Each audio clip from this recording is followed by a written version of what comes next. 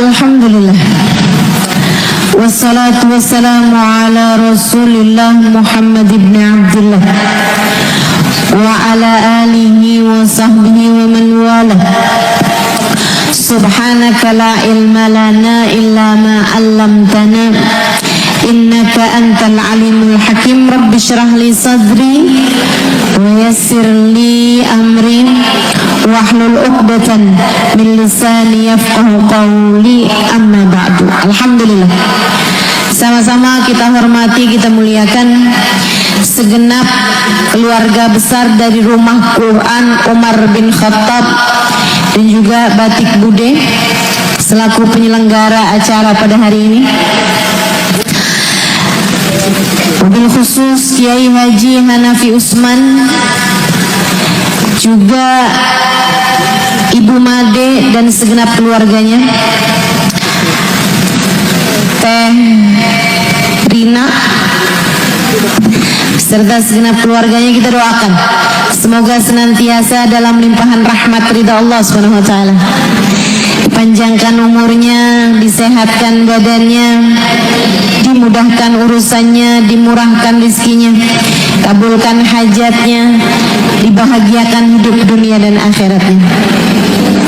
Para pimpinan majelis ta'lim, para pimpinan pondok pesantren, para syarifah, para ustazah, serta segenap hadirat yang hadir di majelis ini, baik ibu-ibu, kakak-kakak, adik-adik, anak-anak.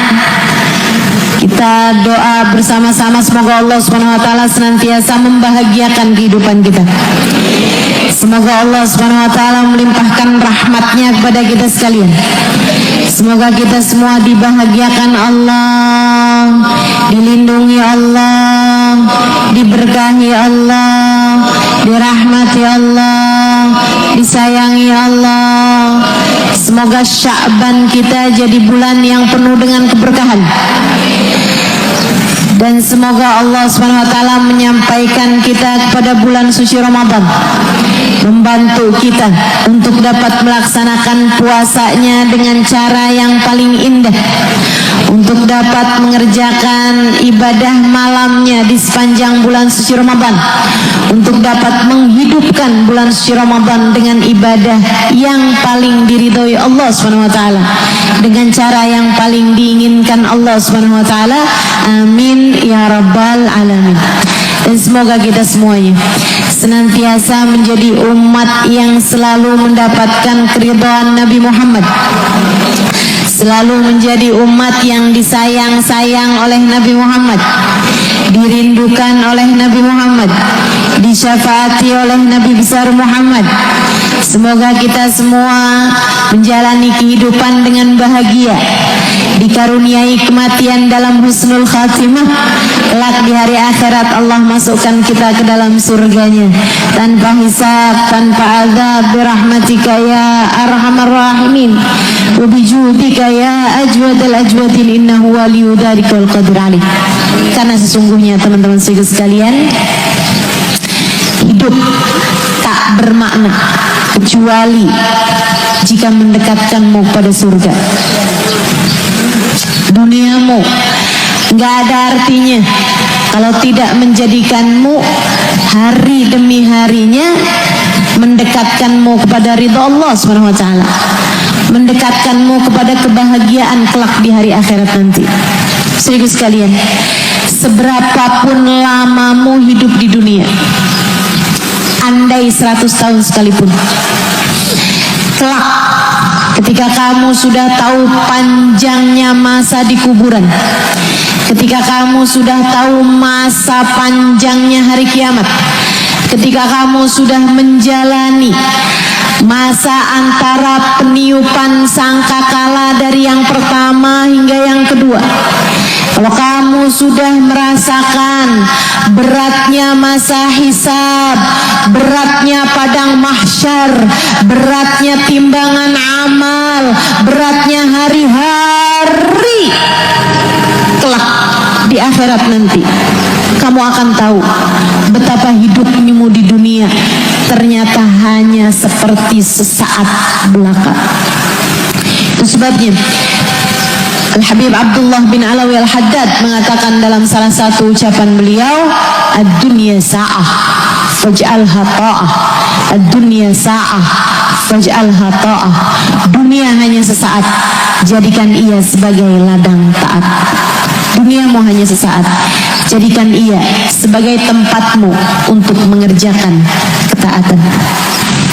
Nabi Muhammad SAW mengatakan kepada Sayyidina Umar bin Al-Khattab alaihi ridwanullah, yang Darul Quran ini, pondok Quran ini dinamakan atas nama beliau. Nabi Muhammad SAW berpesan kepada Sayyidina Umar bin Al-Khattab, seseorang dengan hati yang senantiasa mengarah kepada akhirat. Sayyidina Umar dipeseni oleh Nabi Muhammad, ya Umar, kun fid dunya ka'annaka abir sabil. Ya Umar, kun fid dunya ka'annaka abir sabil. Wahai Umar, ingat-ingatlah, kamu di dunia hanyalah seorang musafir. Kamu di dunia, wahai Umar, hanyalah seorang musafir yang sedang berhenti sejenak di tengah perjalanan panjang untuk mengambil bekal-bekal menjadi perbekalan untuk sisa perjalanan panjangmu nantinya. Dunia bukan tujuan, ia hanyalah sesaat di perjalananmu mengumpulkan sebisa mungkin bekal untuk kamu bawa menuju tujuan yang sesungguhnya.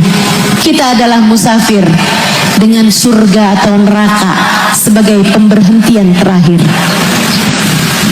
Kita di dunia adalah musafir dengan surga ataupun neraka sebagai pemberhentian terakhir. Dek, saya sedang bicara padamu. Bu, saya sedang bicara padamu. Berbicara kepada hatimu. Kamu, saya, di dunia ini hanyalah seorang musafir berhenti sejenak untuk mengambil perbekalan-perbekalan kita bawa menuju tempat terakhir kita, akhirat, dengan surga ataupun neraka sebagai tempat pemberhentian terakhir kita. Istanamu yang sesungguhnya atau sekurangnya rumahmu yang sesungguhnya, pulau terakhir yang akan kamu tempati, kamar terakhir, kota terakhir yang akan kamu tempati nantinya adalah yang akan menjadi tempat terakhirmu, surga, dan kamu bahagia di dalamnya, atau neraka dan kamu sengsara selama-lamanya. Masalahnya dunia doang nih, waktu kita buat berbekal. Dunia aja, bumi aja, di atas muka bumi doang waktu kita buat berbekal. Bu, dunia doang waktu kita buat berbekal. Kita nggak bisa bilang, tardah saya mau ngerjain amal soleh di malam pertama saya di kuburan. Kita nggak bisa bilang, tar saya mau banyakin sholat sunnah di malam pertama saya masuk di kuburan. Kita nggak bisa bilang, tar saya mau bagusin puasa di hari-hari ketika saya sudah masuk di dalam alam kubur. Nggak ada. Begitu kamu masuk kubur, kamu nggak bisa puasa, kamu nggak bisa sedekah, kamu nggak bisa baca Quran, kamu nggak bisa sholat, kamu nggak bisa sholawatan, kamu nggak bisa zikir, kamu nggak bisa mengerjakan amal kebaikan apapun. Begitu nyawamu sampai di tenggorokan, udah nggak ada lagi kesempatannya, nggak ada lagi kesempatannya. Kesempatan kamu yang tersisa hanya sekarang sampai Israel datang menjemputmu. Yang entah sisa berapa lagi. Saya rasa kebanyakan dari kita sisa umurnya tidak lebih dari waktu yang sudah Allah berikan pada kita. Saya rasa kebanyakan dari kita udah nggak punya setengah umur. Saya rasa kebanyakan dari kita sudah melewati setengah dari umur kita. Ini kan kebanyakan dari kita nih umur-umurnya 40, betul? 50. Emang kamu ngarep umur kamu di atas 100 tahun? Enggak. Saya rasa enggak. A'mar ummati ma baina 60 wa 70. Secara normal kebanyakan umur umatku, kata Nabi Muhammad, antara 60-70 tahun. Wa qalil man yujawiz 80. Dikit banget yang umurnya nyampe di atas 80 tahun. Dikit, kata Nabi Muhammad. Dikit. Bu, guru saya bilang, kalau umur kamu udah di atas 70-an tahun, teman kamu yang meninggal udah lebih banyak daripada teman kamu yang hidup. Bener banget. Betul gak? Ya Allah, Bu, ini kalau secara umum kita meninggal dunia di waktu yang secara umum. Belum lagi, Bu, zaman sekarang musim mati mendadak. Betul. Banyak orang meninggal muda-muda. Betul. Kita nggak tahu nih.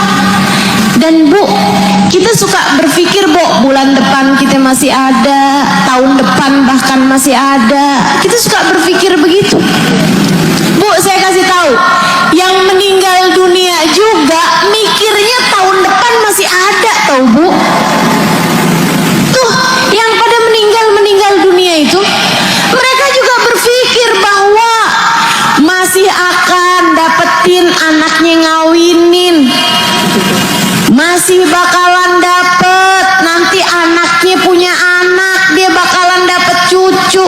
Masih berpikir semacam itu sampai ternyata ajal lebih dulu mendatangi mereka.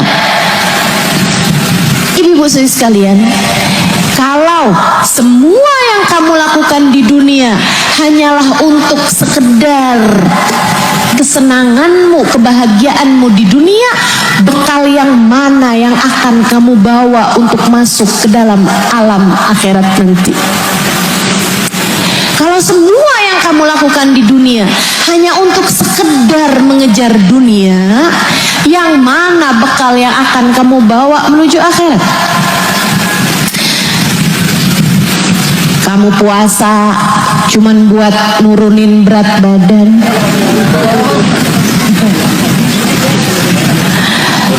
Kamu baca Quran yang dibaca bolak-balik surat Ar-Rahman biar suami tambah sayang.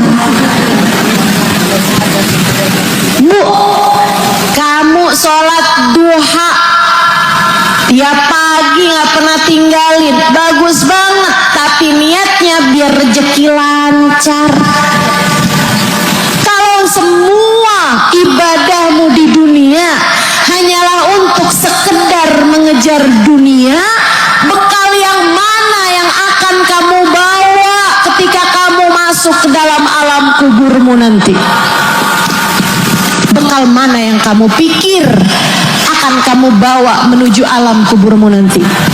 Giliran disuruh doa, doanya lagi-lagi minta dunia. Ada tuh, rata-rata bahkan. Betul, betul. Silahkan angkat tangan minta hajatnya. Ya Allah, utang biar cepetan bayar. Ya Allah, rezeki. Ya Allah, suami biar nggak poligami. Wah, dunia lagi yang kamu minta. Dunia tuh yang gimana sih, Ustazah? Dunia itu yang nggak kamu bawa ketika masuk dalam alam kubur tuh dunia. Apakah ketika kamu masuk dalam alam kubur kamu membawa kesehatanmu? Bu, kalau udah jadi mayat, ngaruh nggak sih sisa gigimu sisa berapa? Kalau udah jadi mayat nih, ngaruh nggak sih kesehatan kulitmu semulus apa? Enggak? Ibu-ibu sekalian, maka jangan sampai urusanmu di dunia, ibadah kamu, apalagi kerja kamu, apalagi urusan dunia kamu hanya berhenti dengan dunia. Kita mau bawa ibadah kita buat akhirat, karena kalau bukan kita yang berbekal untuk akhirat kita, siapa lagi? Saya ulangi, tidak akan ada yang menggantikanmu berbekal untuk akhiratmu, Bu. Sebagaimana nggak akan ada yang menggantikanmu untuk diazab atas dosa-dosamu, Bu. Saudaraku sekalian yang saya muliakan, a'udzubillahi minasyaitonirrajim. La taziru waziratan wizra ukhra. Tidak ada siapapun dapat menanggung dosa siapapun. Kamu yang ngomongin orang, kamu yang akan mempertanggungjawabkan dosamu itu. Kamu yang ngambil hak orang lain, kamu yang akan mempertanggungjawabkan dosamu itu. Kamu yang bohong, kamu yang akan mempertanggungjawabkan dosamu itu. Apapun dosa yang kita lakukan, kita yang akan mempertanggungjawabkan dosa kita. Gak ada yang bakal nyariin pahala buat kita kalau bukan kita sendiri. Gak akan ada yang nanggung dosa kita kalau bukan kita sendiri. Maka pinter-pinterlah menjalani kehidupan. Kak, nak, Bu, yang pinter jalanin hidup, yang pinter jalanin hidup. Kita udah dikasih kesempatannya sama Allah Subhanahu wa taala. Rajab sudah berlalu. Sekarang kita masuk bulan Sya'ban. Bentar lagi kita akan masuk bulan suci Ramadan. Kalau diizinkan Allah untuk menjalaninya, jalanilah dengan hati-hati. Jalanilah dengan sepenuh hati. Jalanilah dengan cara yang paling diinginkan oleh Allah Subhanahu wa taala. Jalla jalaluhu wa ta'ala azamatuh. Ambil bekal sebanyak-banyaknya dari waktu-waktu mulia yang Allah Subhanahu wa ta'ala siapkan untukmu.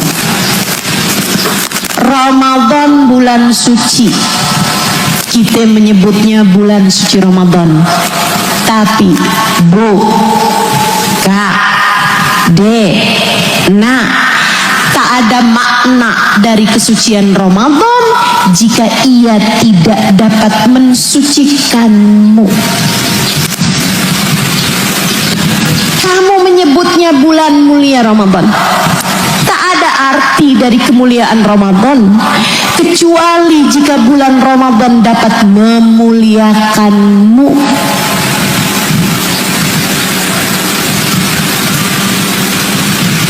Tak ada makna dari kemuliaan kesucian Ramadan kecuali jika ia dapat menaikkan derajat kita di sisi Allah Subhanahu wa taala.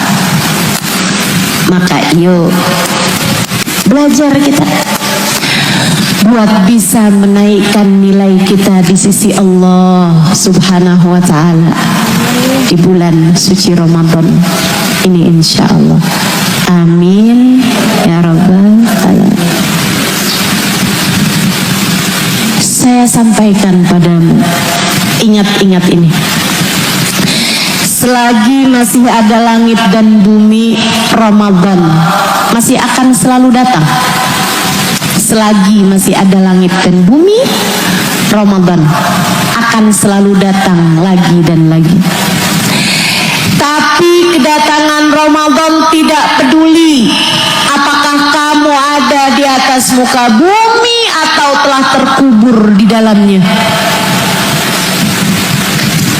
Sekali lagi, selagi masih ada langit dan bumi, Ramadan masih akan selalu datang lagi dan lagi. dalam 12 bulan. Ramadan adalah bulan ke-9. Selagi masih ada langit dan bumi, Ramadan masih akan datang lagi. Tapi kedatangan Ramadan tidak peduli apakah kamu masih ada di atas muka bumi atau telah terkubur di dalam perut bumi. Maka siapa tahu ini adalah Ramadanmu yang terakhir. Siapa tahu ini adalah Ramadanmu yang terakhir. Bahkan kita pun gak pasti apakah Ramadan ini kita masih ada di atas muka bumi. Tapi kan udah deket. Kalau sampai umur kita ke bulan Ramadan ini, bisa jadi ini adalah Ramadan kita yang terakhir. Bisa jadi. Maka persembahkan Ramadan terindahmu. Persembahkan bekal semulia-mulianya bekal. Persiapkan setinggi-tinggi pahala agar semoga ketika dibagikan buku catatanmu untukmu, ketika dibagikan buku catatanmu untukmu di hari akhirat nanti, ada pahala Ramadanmu kali ini dapat membuatmu tersenyum di hari akhirat nanti. Amin ya Rabbal Alamin. Yuk belajar gimana caranya Ramadan kita menjadi bermakna. Kita nata hati nih sebelum bulan suci Ramadan. Siap-siapin diri nih menuju masuk bulan suci Ramadan. Kadang saya suka ditanya, Ustazah persiapannya Ramadan apaan Ustazah? Saya bilang, maksud kamu apa?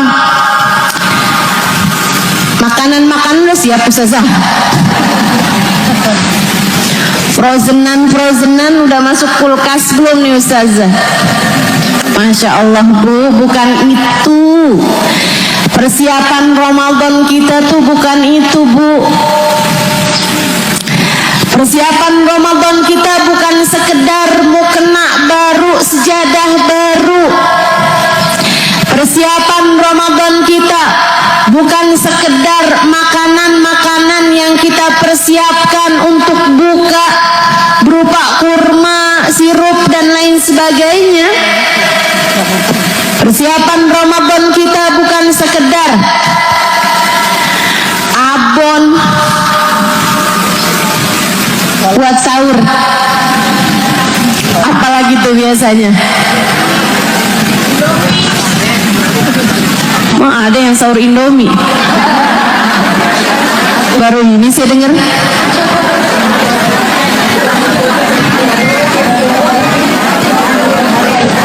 Kalau telat bangun. Kamu anak kos. Ibu kos. Masya Allah. Bukan cuma sekedar itu Bu, persiapan Ramadan, tapi ada yang lebih dalam dari itu. Tapi bukan sesuatu yang zahir semacam itu. Sedikit sekalian saya muliakan, para ulama mengatakan arba' mahrumun min rahmat Ramadan. Arba'ah mahrumun min rahmat Ramadan. Ada 4 kelompok orang yang diturunkan hujan rahmat, hujan ampunan, hujan tiket pembebasan dari api neraka di bulan Ramadan. 4 kelompok orang ini tidak berhak mendapatinya. Ada 4 kelompok orang terhalang dari rahmat di bulan suci Ramadan. Kamu jangan sampai menjadi salah satunya. Pastikan kamu bukan salah satunya. Habib Muhammad bin Abdullah Al-Haddar alaihi ridwanullah dalam kitabnya Nafahat Ar-Ramadaniyah, beliau mengatakan arba'ah mahrumun min rahmat Ramadan. Kata beliau 4 kelompok orang ini terhalang minal maghfirah fi Ramadan wa ghairi, terhalang dari rahmat yang akan dibagi-bagikan pada bulan Ramadan atau pada selain bulan suci Ramadan.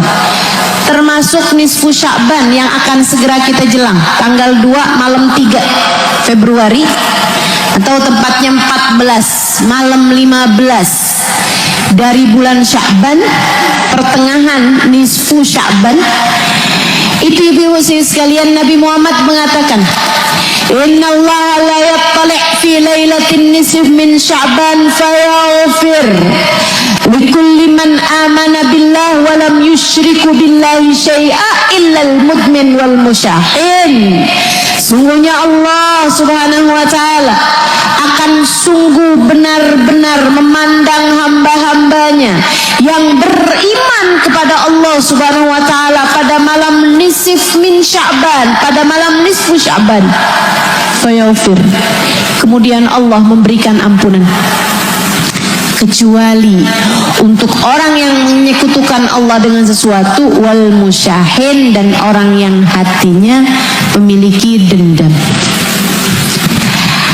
Ada 4 kelompok orang ini, Bu, yang akan saya bahas satu demi satu. Terhalang dari rahmat yang Allah Subhanahu wa ta'ala bagi-bagikan pada malam nisfu Sya'ban, pada malam bulan suci Ramadan, dan pada malam-malam yang lainnya. Ketika lagi turun hujan rahmat, dia terhalang. Bahkan termasuk di saat kita sekarang ini nih, saat berkumpul orang untuk majelis ilmu, Allah Subhanahu wa ta'ala menurunkan rahmatnya, Allah menurunkan ketenangan, Allah memberikan ampunan. Ghasyiyatuhumur rahmah, nazalat alaihimus sakinah, kata baginda kita Nabi besar Muhammad sallallahu alaihi wasallam. Apabila orang-orang berkumpul untuk menuntut ilmu, maka mereka semuanya dilingkupi dengan rahmatnya Allah. Turun kepada mereka ketenangan, Bu, turun ketenangan. Makanya saya nggak heran kalau orang di majelis ilmu ada yang ngantuk. Orang tuh, Bu, kalau hatinya nggak tenang nggak ngantuk, Bu.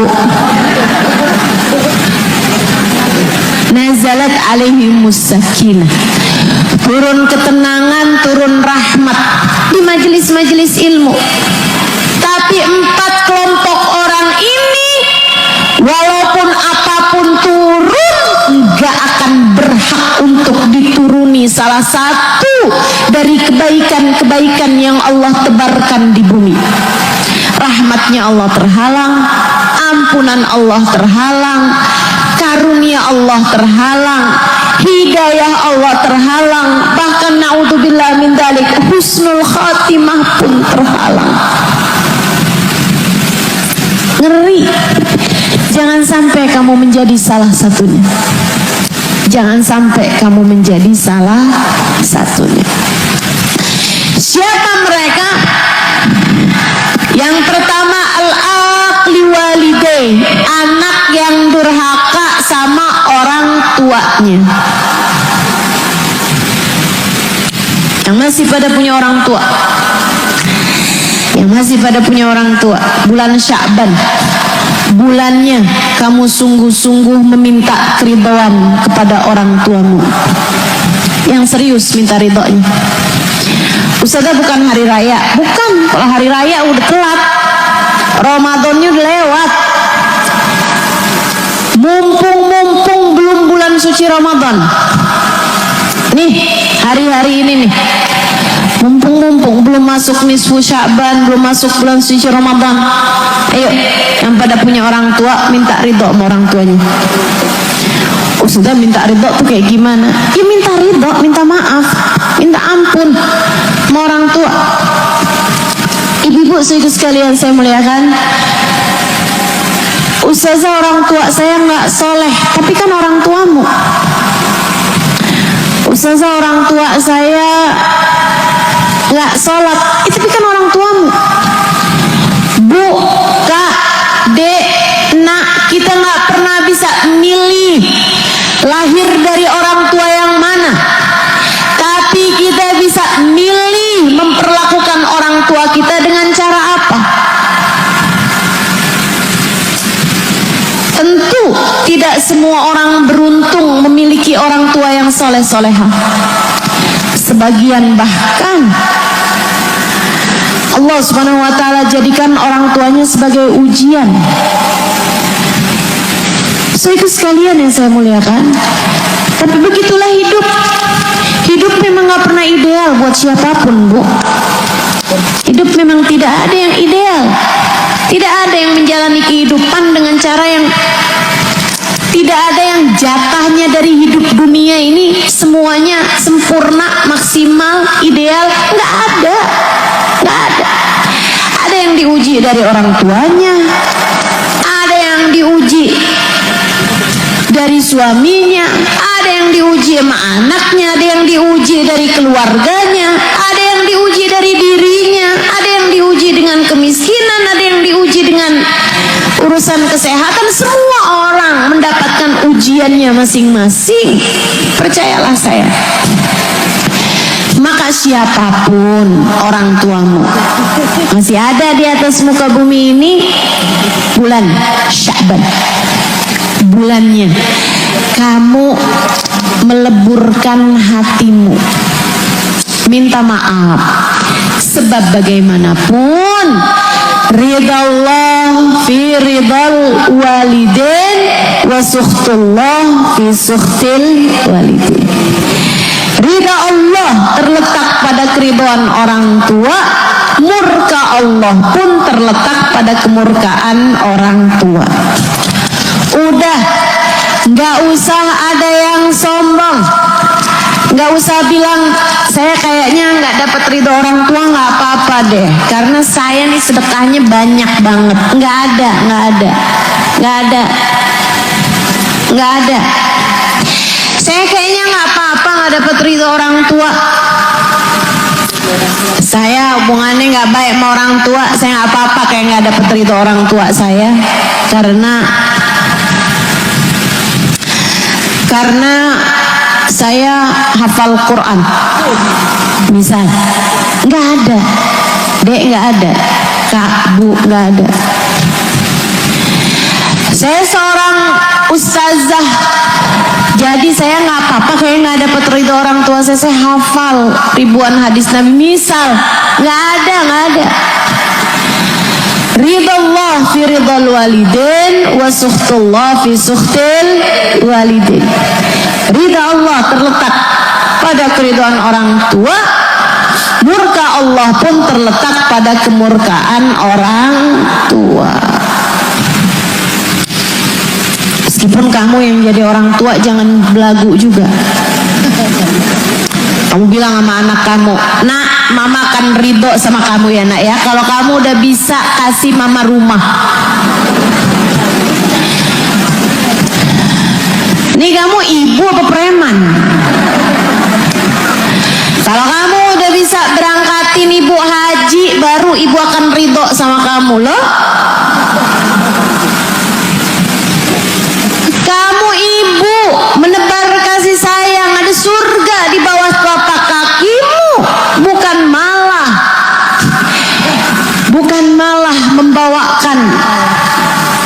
membawakan murka Allah pada dirimu. Itu nggak gitu caranya, nggak gitu.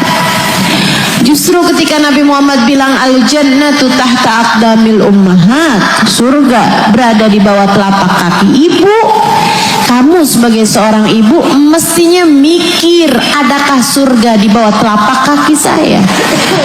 Kenapa anak-anak saya malah nggak betah kalau deket saya? Bu, surga itu betah loh Bu. Surga itu nggak ada orang nggak betah di surga, Bu. Jadi kalau kamu ngerasa kenapa anak saya kagak ada yang betah kalau deket sama saya, bisa jadi selama ini bukan surga yang ada di bawah telapak kakimu, melainkan na'udzubillah.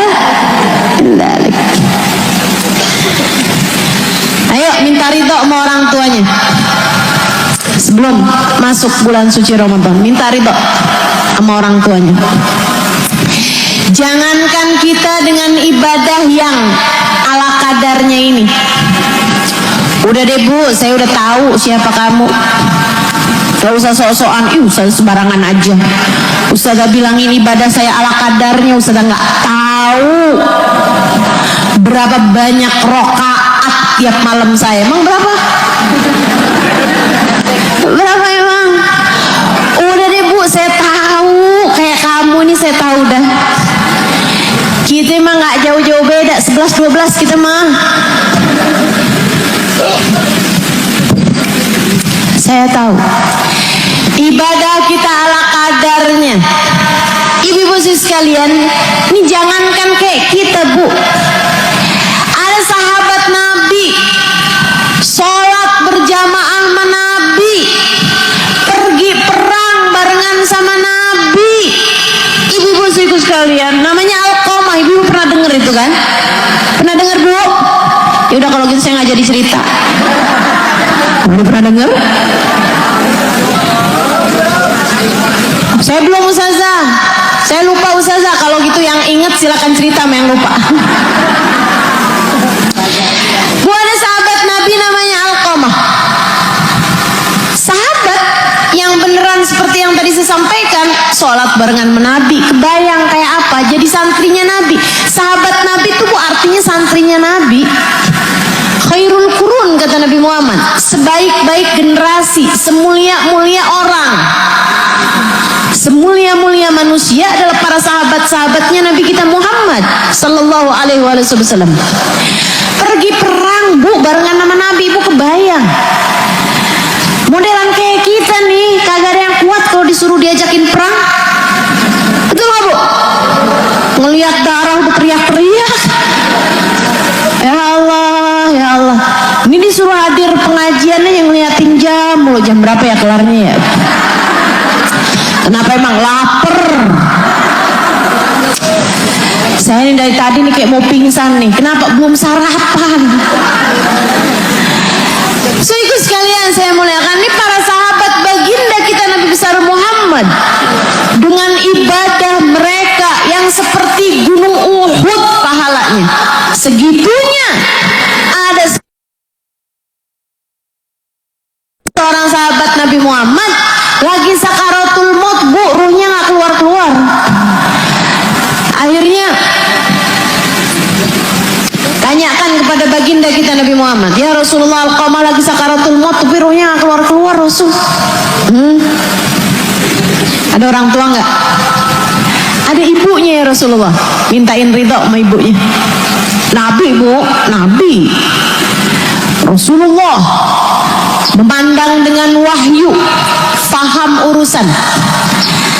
Nabi enggak doain, Nabi enggak langsung syafaatin. Sahabat saya syafaatin, enggak gitu Nabi. Nabi melihat dengan cahaya Allah sehingga Nabi ngerti urusannya. Bukan urusan antara dia dengan Nabi Muhammad, bahkan bukan urusan antara dia dengan Allah, tapi urusannya antara dia dengan orang tuanya. Nabi Muhammad nanya langsung, masih ada orang tua, ibunya Rasul, minta ridho lagi sana sama ibunya. Teman-temannya Bu, temannya Alqamah, dia udah terbujur kaku Bu, sakaratul maut tapi ruhnya keluar-keluar, kesakitan setengah mati. Didatengin kepada ibunya, Bu, Alqamah lagi sakit, lagi nazak, lagi sakaratul maut. Tapi ruhnya keluar-keluar Bu. Kita udah nanya sama Nabi Muhammad, minta doa sama Nabi. Kata Nabi suruh minta ridho sama ibunya. Bu, ridhoin Alqamah ya Bu. Ogah. Bu, Alqamah kan anak ibu emang. Ridhoin Alqamah Bu, kagak. Ya Bu, kesian kan Alqamah. Nggak mau saya udah sakit hati sama dia. Ibu-ibu sekalian, Nabi kemudian diadukan, Rasul kita udah datang ke rumah ibunya, tapi ibunya tidak berkenan memberi keridhaan padanya ya Rasulullah. Gitu. Ya udah deh. Nabi pergiin Bu rumahnya Alqamah. Kemudian Nabi Muhammad di rumah Alqamah. Nih Nabi nih Bu, mikirin ini Bu, kalau terjadinya sama bukan sahabat Nabi atau bukan orang mulia, bukan orang yang dikehendaki Allah dengan surga, bisa jadi dia mati aja Bu tanpa keridhaan orang tuanya. Tapi karena Alqamah orang mulia, karena dia seorang sahabat Nabi Muhammad, karena dia orang yang dikehendaki Allah bahwa akhirnya akan surga, makanya Allah SWT ngasih pelajaran kepada kita sekalian umat Islam. Nih, kalau orang dikehendaki baik sama Allah, jangan sampai dia mati nggak bawa keridhaan orang tuanya. Yang lain-lain ada banyak Bu, mati-mati aja. Tuh ada orang durhaka sama orang tua tapi dia mati-mati aja. Ih, banyak yang begitu, mati-mati aja. Karena Allah hendak menyiksanya ntar di akhirat. Naudzubillah min dzalik. Tapi karena Alqamah orang soleh, karena Alqamah orang baik, sahabat Nabi Muhammad, makanya Allah Subhanahu wa taala nggak mau dia meninggal dunia untuk kemudian berakhir dengan neraka.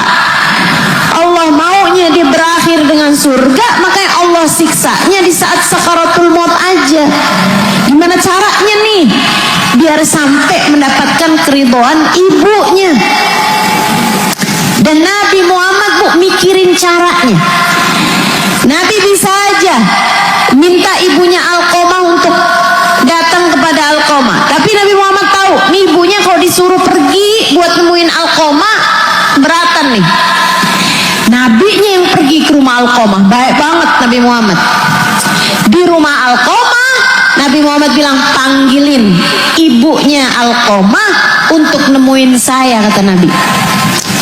Jadi karena dipanggilnya sama Nabi Muhammad, siapa sih Bu yang nggak datang kalau dipanggilnya sama Nabi? Orang mau durhaka kayak gimana dipanggil Nabi mah datang Bu. Orang mau keras hati kayak gimana yang manggil Nabi masa nggak datang? Datang. Ibu mau dipanggil Nabi datang nggak? Datang lah. Mau lagi ngapain juga Ibu ya? Ibu lagi masak nih dipanggil sama Nabi. Kira-kira Ibu matiin nggak kompornya?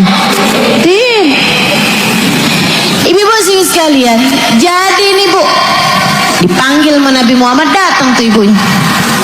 Nabi sengajain bawa ibunda Alqamah ke depannya Alqamah. Sama Nabi kasih lihat, Bu, Alqamah nih Bu, sianan. Ditalkin kalimat la ilaha illallah nggak bisa-bisa. Karena masalahnya bukan antara dia sama Allah, masalah dia nggak antara dosa dia sama Allah Bu. Ibu, Bu, ridoin deh Alqamah, kesian, kata Nabi nih sama ibunya Alqamah. Ibu nggak usah nyaut.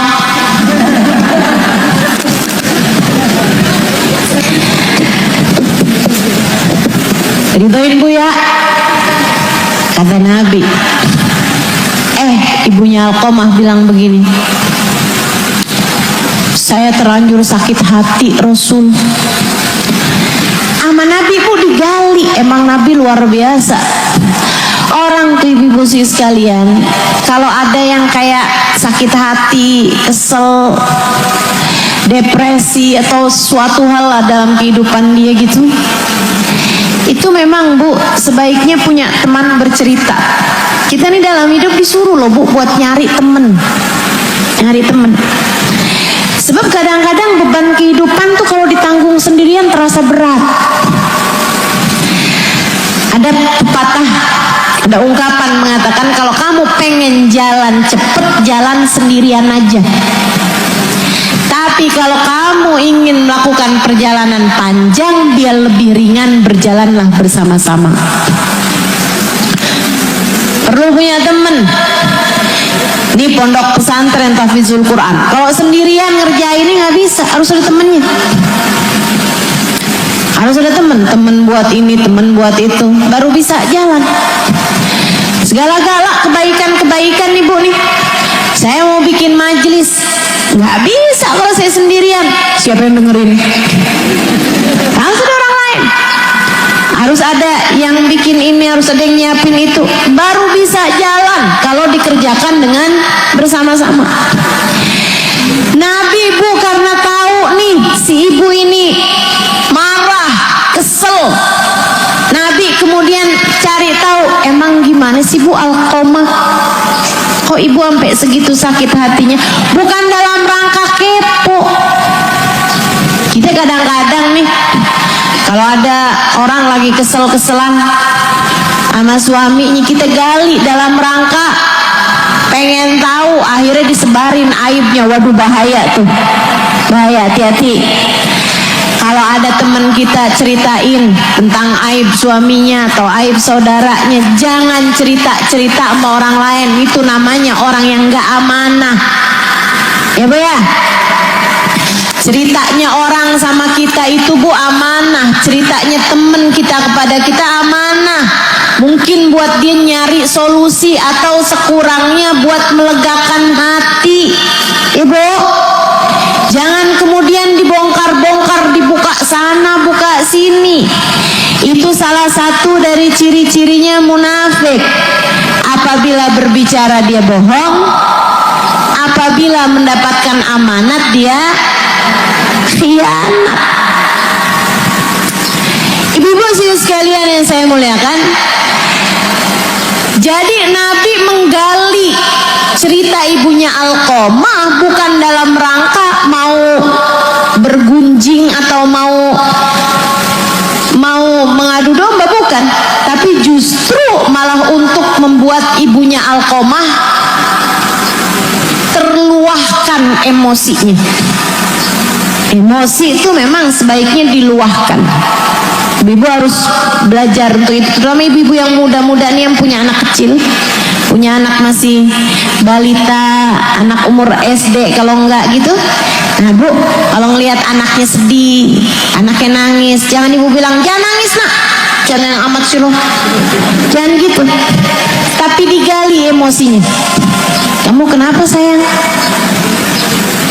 Lagi pengen nangis? Iya deh, nangis dulu deh. Ntar kalau udah cerita sama mama ya. Gak apa-apa Bu, anak laki nangis cengeng, jangan gitu Bu.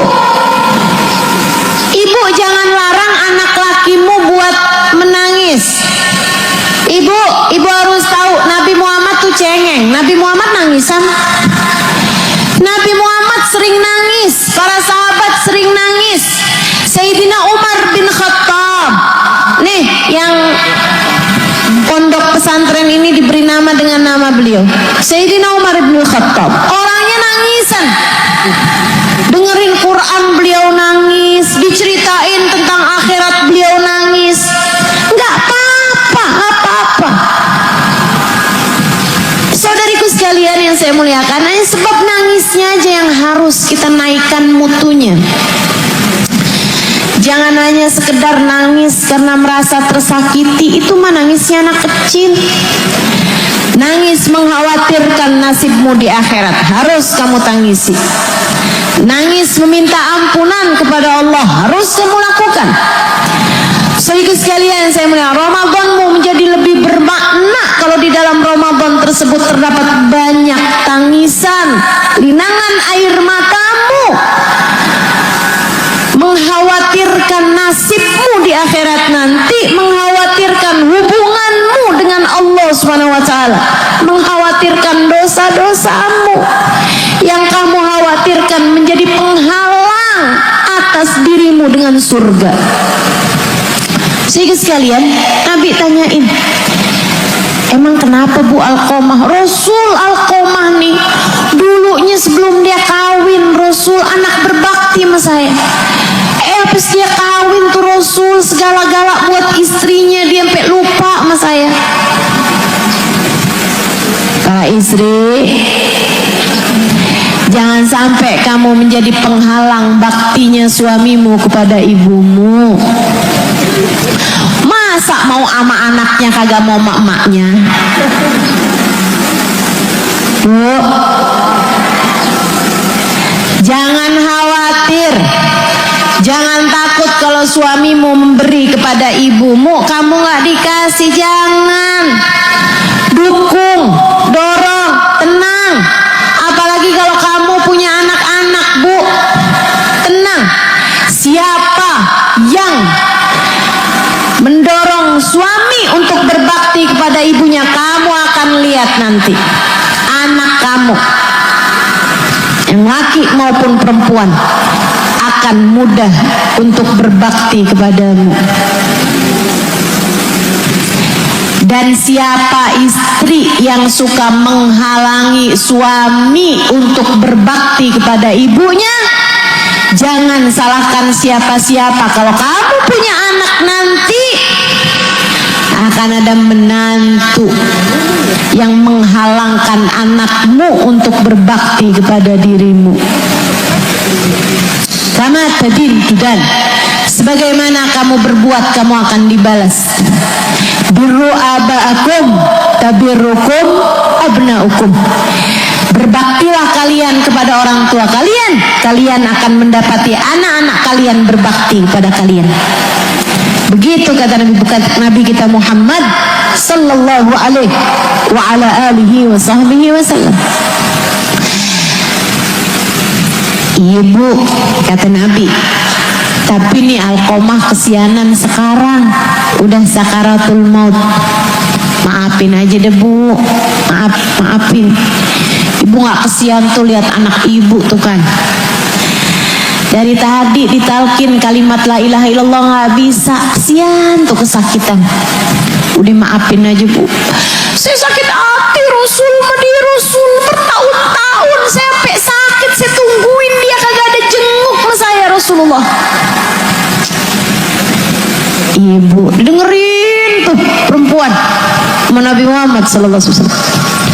Udah berkali-kali Nabi Muhammad bilang, maafin aja Bu ya, maafin Ibu. Iya saya tahu Nabi Muhammad, kata Nabi Muhammad nih, saya tahu anak kamu durhaka.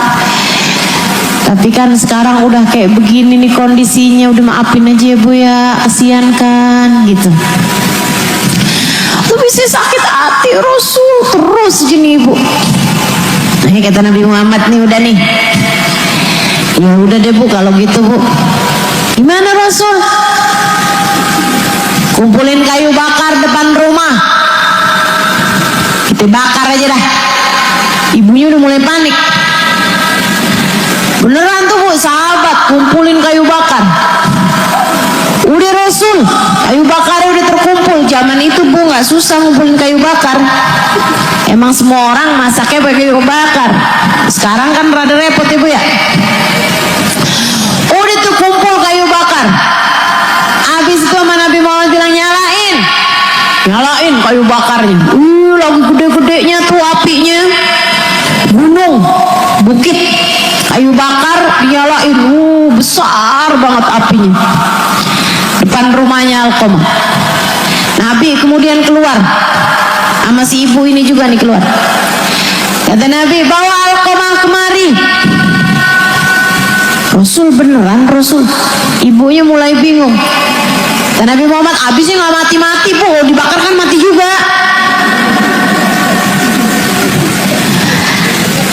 Udah tuh Bu, dibawa si Alqomah, diayun-ayun mau dibakar. Nabi Muhammad nanya lagi, Bu, nih kita bakar aja nih ya. Jangan Rasul, jangan. Ya abisnya gak mati-mati Bu, ibu gak rito-rito juga sama dia. Kalau bakar kan mati juga. Yaudah deh Rasul, jangan dibakar. Tapi Bu rito ya. Tapi saya sakit hati. Udah kita bakar aja Bu. Iya Rasul. Bu maafin ya. Iya Rasul. Bu subhanallah, begitu ibunya bilang saya maafin dia Rasul. Iya saya maafin Rasul. Begitu ibunya ngomong begitu Bu, Alqomah nggak pakai ditalkin, langsung berucap kalimat la ilaha illallah. Kemudian nafasnya yang terakhir terhembus dan dia pun meninggal dunia. Alhamdulillah, Nabi, alhamdulillah. Ibu-ibu sekalian saya muliakan, segitunya Alqomah punya sholat berjamaah barengan sama Nabi bukan sekali dua kali. Ikut pergi perang barengan sama Nabi Muhammad, punya ibadah sholat sunnah. Nggak kayak kita Bu, ala kadarnya. Ibadah-ibadah besar sudah dia lakukan, nggak manfaat kalau nggak dapat ridho orang tuanya. Kita belajaran insyaallah dari ceritanya Alqomah. Yuk para yang dengerin kajian saya, siapapun aja, minta ridho sama orang tuanya. Yang masih pada punya orang tua, minta ridho sama orang tuanya, minta maaf, minta ampun sama orang tuanya. Dan yang punya luka terhadap orang tuanya, saya sarankan padamu untuk memaafkan orang tuamu. Maafin, urusannya hati. Kamu gak harus nyampein sama orang tua kamu, saya maafin kesalahanmu pak, saya maafin kesalahanmu, bu, gak usah. Itu urusannya antaramu sama Allah Subhanahu wa ta'ala. Maafin biar lega hatimu, biar lega. Seperti yang tadi saya sampaikan, gak semua anak beruntung punya orang tua soleh-soleha. Ada yang bahkan orang tuanya jadi ujian. KDRT dari orang tua, ibu yang suka ngomongin anaknya dengan kata-kata kasar, ibu yang suka marah-marah bandingin anak. Makanya jangan nih bu ya, jangan bu, jangan suka bandingin anakmu sama saudaranya, apalagi sama anak tetangganya. Jangan, kesian. Ustazah, saya sering banget dikata-katain ustazah. Sama siapa? Sama ibu saya sendiri. Ya Allah, sian. Kamu sebagai orang tua mestinya jadi sarana Allah memberikan kasih sayang kepada anak-anakmu. Kamu seharusnya jadi kepanjangan Allah memberikan rahmat dan kasih sayang kepada anak-anakmu. Kamu yang seharusnya paling deras kasih sayangnya kepada anakmu. Kamu ibunya. Dari rahimmu ia bermula. Rahimmu adalah anakmu dititipkan kepadamu. 9 bulan ia di sana bu, bernafas dengan hembusan yang sama denganmu. Ibu-ibu sekalian, masa kamu gak sayang sama dia? Sayang kan pasti. Halo? Sayang gak sama anak? Sayang. Kamu udah sayang sama dia bahkan dari sejak dia berada dalam rahimmu. Ibu-ibu sekalian yang saya muliakan, kamu melahirkannya dengan separuh nyawamu, bertaruh nyawa kamu melahirkannya. Bagaimana mungkin kamu gak sayang? Kamu mesti ingat kan rasanya ketika pertama kali kamu mendekap anakmu. Ayolah, sayangi anak, ridhoi anak. Kalau anak bikin salah 1-2 hal, bu, nggak ada anak nakal bu, yang adalah anak kurang kasih sayang dari orang tua, sehingga mereka kemudian mencarinya, mengejarnya, mengemisnya dengan cara-cara yang salah. Saya kasih tahu, nggak ada anak nakal, nggak ada anak nakal. Yang ada adalah anak yang kurang kasih sayang dari orang tuanya, kemudian mencarinya dengan cara yang salah. Mereka mengejar kasih sayang tersebut bukan dengan cara-cara yang benar. Yaitu akhirnya jadi nakal. Saudariku sekalian yang saya muliakan, yuk yang ridho sama anak, yang ridho sama anak, yang gampang ngasih keridoan sama anak. Rahimallahu mro'an, kata Nabi Muhammad, semoga Allah kasih rahmat kepada para orang tua yang memudahkan anak mendapatkan keridoannya. Yang gampang ngasih ridho sama anaknya, insya kita maaf sama anak, kita maaf. Nah, kalau ada anak yang terluka atas sikap orang tua, atas perilaku orang tua, saya juga sarankan padamu untuk meleburkan kesalahan orang tuamu kepadamu.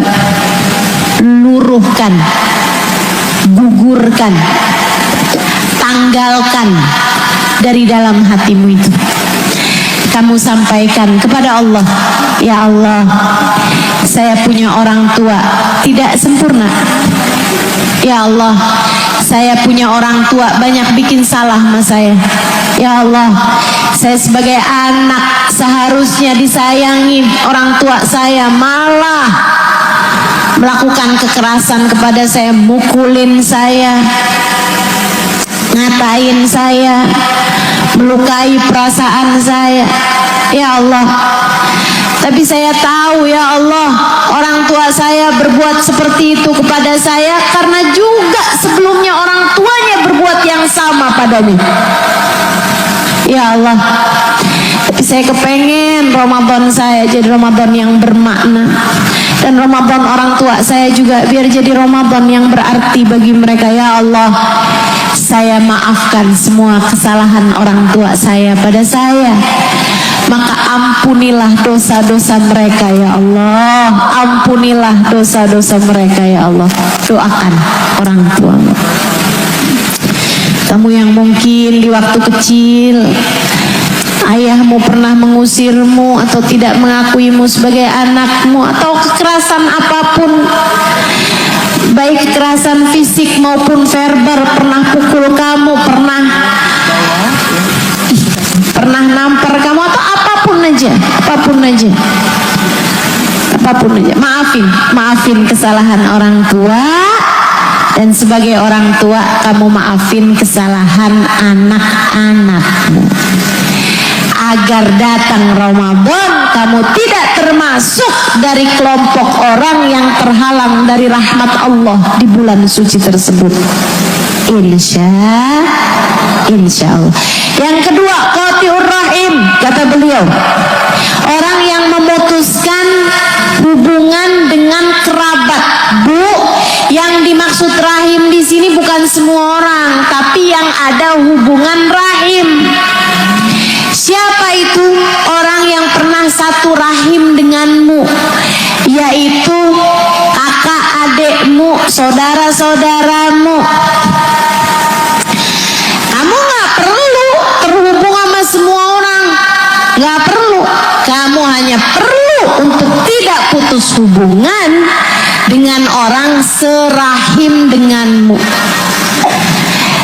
Jangan salah pemahaman ya. Kadang-kadang nih ustazah, bulan Ramadan ustazah, saya diundang reunian buka bersama dengan teman sesama SMA. Gimana ya ustazah, kalau saya hadir, saya takutnya ketemu sama mantan pacar zaman SMA ustazah, saya nggak mau ketemuan sama dia. Soalnya masalahnya rumah tangga saya lagi berantakan nih ustazah. Saya kalau ketemu sama mantan takutnya nyesel kawin sama yang sekarang. Takut terjadi CLBK, cinta lama. Cinta lama belum kelar. Tapi ustazah, kalau saya nggak datang, saya takutnya mutusin hubungan silaturahmi. Lah bu, bukan rahmimu itu, bukan kerabatmu itu.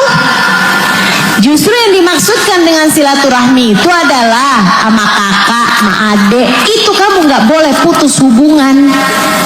Kamu nggak boleh putus hubungan sama kakakmu, sama adikmu, dan juga sama anak-anaknya kakak adikmu yang kamu nggak batal wudhu sama dia. Siapa aja tuh?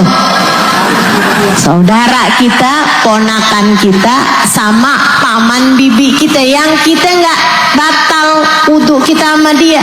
Itu namanya rahim. Al-akrabul akrab, tentu saja sama saudara itu diutamakan. Sama saudara kita diutamakan. Jangan sampai kita bikin hajatan, yang lain-lain diundang, saudara kita sendiri kagak diundang. Itu nggak boleh. Itu namanya memutuskan hubungan silaturahmi. Yang itu yang harus kita jaga. Istilahnya orang Betawi, jangan kematian obor. Ibu ya, kalau di sini apa namanya tuh? Sama juga. Ibu-ibu sekalian yang saya muliakan, jagain kekerabatan saudaramu. Lagi pula ya Bu ya, kalau bukan saudara kita yang nyayangin, siapa lagi? Kesian. Kita boleh deket sama orang lain, sahabatan, teman ini itu boleh tentu saja. Tapi sama saudara kita tuh jangan nggak sayang sama saudara. Jangan sampai urusan warisan, rebutan, akhirnya bikin kita nggak baik sama saudara kita. Saya sih Bu, ibarat kata nih, saudara saya ada yang mau ngerebutin warisan, saya kasihin Bu. Kalau saya, kenapa gitu? Harta bisa dicari, saudara nyarinya di mana? Harta masih bisa kita cari, tapi saudara kita Bu, di mana lagi? Saudara kita ini itulah. Maka ibu-ibu sekalian, jangan jahat sama saudara, yang baik sama saudara, jangan putus hubungan sama saudara. Nih, mumpung belum masuk bulan suci Ramadan, kalau ada yang bermasalah sama saudara, Bu, baian. Nggak ada yang begitu penting untuk kamu jadikan alasan sebagai putusnya hubungan antaramu dengan saudaramu, antaramu sama kakak ademu. Jangan leburkan hati, bagusin hati, tata hatimu. Udah maafin aja kesalahannya saudara kita tuh, maafin aja. Ustazah, saya mau udah maafin Ustazah, dianya Ustazah yang nggak mau. Ya udah minta maaf. Saya udah datang Ustazah, udah minta maaf sama dia, nggak dimaafin juga, bawa martabak.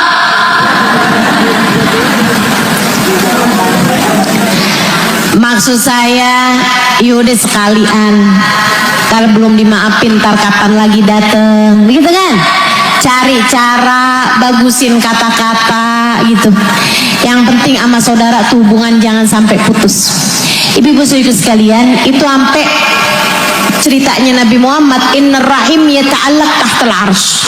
Sesungguhnya kerabatan, hubungan kita sama saudara kita tuh Bu, tuh kakak adik kita itu bergantung Bu di bawah arsy dan berdoa, Allahumma sil man wasolani waqta man qata'ani. Ya Allah, sambungkanlah hubunganmu dengan orang yang menyambungkan hubungan dengan kerabatnya, dan putuskanlah hubunganmu ya Allah dengan seseorang yang memutuskan hubungan dengan kerabatnya. Sekali lagi, kerabat yang dimaksud di sini adalah yang kita nggak batal wudhu sama dia, Ibu ya. Bukan sama semua orang. Kalau sama semua orang kadang-kadang malah ada yang wajib kita putus hubungan sama dia Bu. Misalnya Ustazah, misalnya mantan suami. Ustazah, saya sama mantan suami hubungan saya masih baik Ustazah. Baik gimana?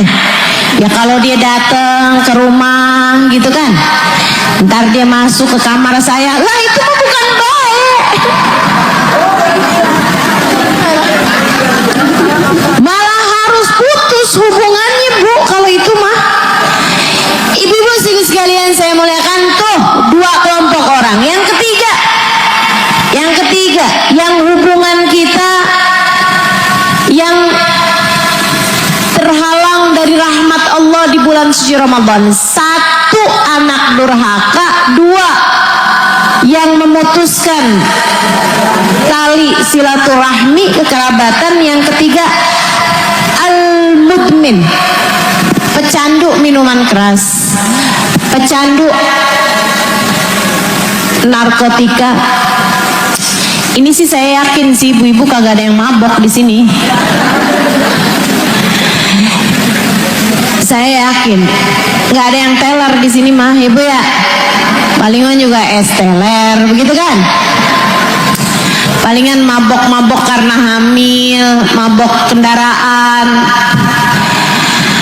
Ibu-ibu sekalian, tapi yang kayak beginian nih Bu, kita perlu doakan untuk anak-anak kita, cucu-cucu kita, ponakan-ponakan kita, orang-orang yang kita sayangi. Semoga Allah Subhanahu wa taala selamatkan mereka semua dari barang haram ini. Semoga Allah Subhanahu wa taala selamatkan semuanya dari barang haram ini. Ibu sekalian, karena Serem banget ya Bu ya kalau dengerin berita-berita tuh kan. Mudah-mudahan Allah selamatkan semuanya insyaallah. Amin ya rabbal alamin. Amin ya rabbal alamin. Kita harus selalu mendoakan generasi-generasi di bawah-bawah kita nih, mudah-mudahan biar pada selamat semuanya. Amin. Ummul khaba'ith Nabi Muhammad menyebutnya Bu, ibunya dosa besar. Ibu, saya masih boleh cerita gak nih? Ada Bu, seorang perempuan kayak janda naksir sama ada seorang pemuda. Satu hari Bu, dia dagangan, si pemuda ini nih suka lewat-lewat bawa barang dagangan gitu. Akhirnya dibilang sama dia, yuk naik. Dikirain sama pemuda ini, si tante ini nih, janda ini mau beli dagangan dia. Dia udah semangat aja tuh naik ke atas. Nyampe di atas Bu, ditutup-tutup sama dia apartemennya, rumahnya ditutup-tutup sama dia. Habis itu terus digodain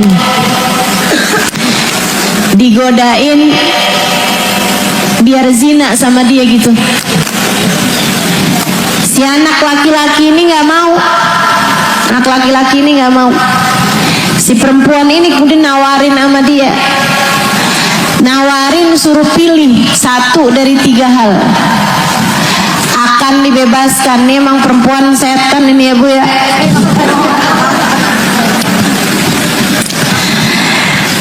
Ngapain coba anak muda bebas digangguin sama dia, godain. Kalau bukan setan apaan Bu namanya Bu? Dia bilang, saya akan penjarain kamu di rumah saya nih, gak akan saya keluarin kamu kecuali kalau kamu kerjain salah satu di 3 hal. Kamu mau zina sama saya, atau kalau enggak kamu bunuh anak-anak ini, kasih sama dia anak kecil di situ, kasih senjatanya, kasih pedangnya. Dia bilang, atau kamu minum minuman keras. Dikasih 1 gelas minuman keras, kasih botol minuman di situ. Si pemuda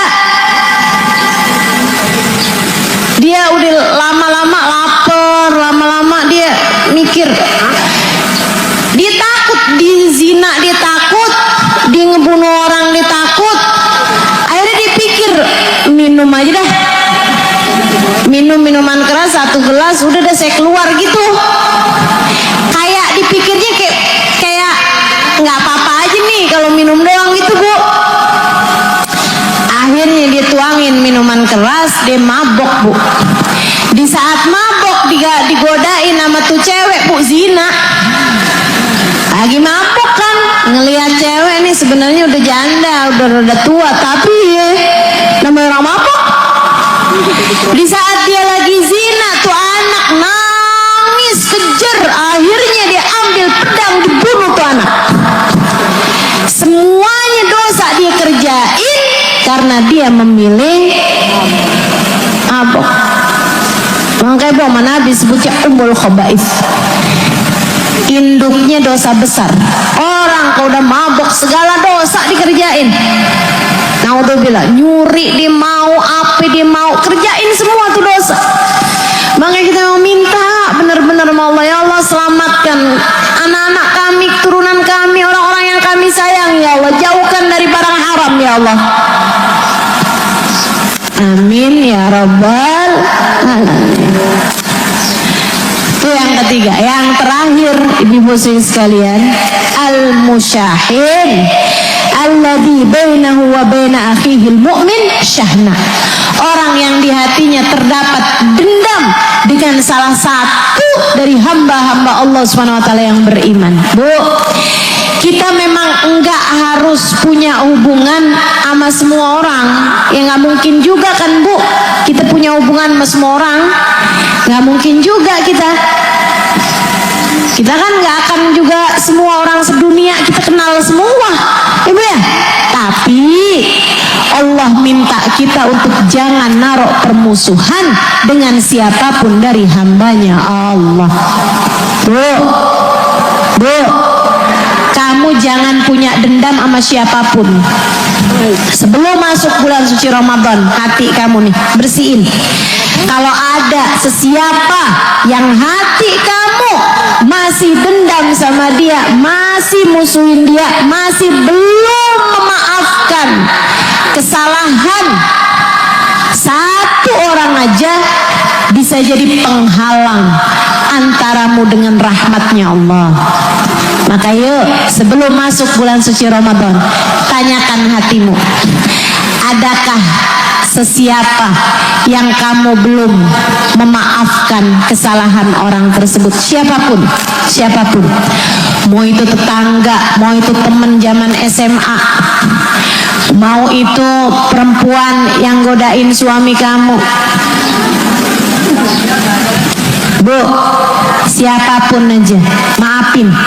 Mau itu mantan suamimu misalnya, atau bahkan suami kamu yang sekarang, kamu masih ada gitu kesalahan dia yang belum kamu maafin Bu, maafin. Bukan karena kesian sama dia, bukan, tapi kesian sama kamu. Jangan sampai kamu puasa lapar, kamu terawih capek, kamu baca Al-Quran ngantuk, gak dapat pahala apa-apa selain hanya menahan lapar dan haus belaka. Jangan sampai rahmat Allah, pahala dari Allah atas ibadah yang kamu lakukan di bulan Ramadan terhalang hanya karena kebencianmu kepada salah satu dari hamba Allah SWT yang beriman. Jangan sampai Bu, ada seseorang yang melukaimu 30 tahun yang lalu menjadi penyebab terhalangnya pahala-pahala kamu, Ramadan kamu di 30 tahun terakhir hidupmu ini. Jangan sampai bahkan menghalangimu dari pahala yang kamu lakukan di sepanjang Ramadan nanti. Ibu-ibu sekalian, tata hatimu, leburkan, maafkan. Sebesar apapun kesalahannya, kamu jangan bilang, Ustazah ngomong mah gampang Ustazah. Mungkin Ustazah nggak pernah disakiti hatinya sama seseorang. Ustazah nggak tahu dia telah berbuat apa aja sama keluarga kami. Bu, siapapun orangnya pasti pernah dilukai. Ibu-ibu sekalian, bahkan manusia agung baginda kita Nabi besar Muhammad sallallahu alaihi wasallam. Menurut kamu Bu, Nabi Muhammad nggak pernah disakiti apa? Ya Allah Bu, ampe disihir pernah, ampe mau diracun pernah, sampai diusir dari kota Mekah. Ibu-ibu sekalian, paman yang sangat disayangi Nabi Muhammad Bu, pernah sampai dibunuh, kemudian dibelah dadanya, diambil jantungnya, dikunyah sama seorang perempuan, kemudian dilepehin. Sampai Nabi sakit hati banget Bu ketika melihat jenazah paman kesayangan beliau dibrodol Bu, ususnya terburai-burai, hatinya kocar-kacir di situ. Ibu-ibu sekalian, tapi Nabi Muhammad terhadap semua orang yang pernah menyakiti hati beliau, terhadap semua orang yang pernah melukai beliau, terhadap semua orang yang pernah berbuat keji, berbuat zalim kepada beliau, semuanya mendapatkan maaf dari baginda kita Nabi besar Muhammad sallallahu alaihi wasallam. Ibu-ibu sekalian yang saya muliakan, semuanya dimaafin Bu, menabi, semuanya dimaafin. Dan Bu, urusan memaafkan itu urusan hatimu.